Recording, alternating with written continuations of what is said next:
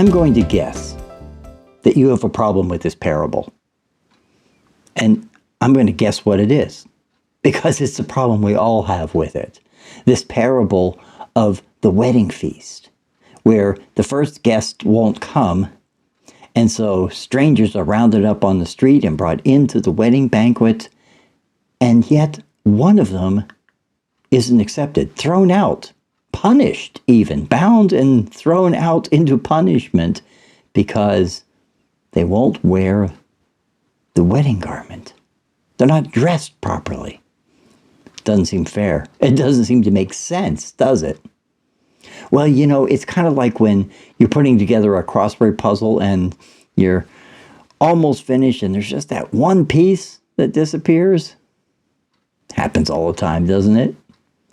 Well, I'm going to give you the piece to this puzzle so that maybe you can understand it a little better. You see, the tradition would have been that the person throwing the party, the one having the wedding banquet, would provide wedding garments for everybody who showed up. So it's not that this person couldn't afford it or didn't know. This person refused to put on the wedding garment. The people who heard the parable would have understood that. So what's the significance? Because the parable ends with the words, "Many are called and few are chosen." Seems like there were a lot chosen here. They were all called in and they put on the wedding garment and celebrated, but one refused.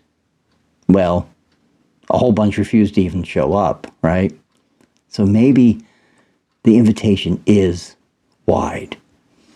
But when it comes right down to it, the question is, will you put on that wedding garment? Maybe it's the colors of the team that you despise, but it's the team that is God's team. It's God's colors. Will you put those on? It seems like, yes, we would. But the truth is, not all will.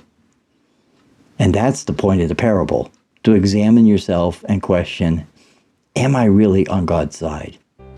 Because it's clear God is definitely on your side.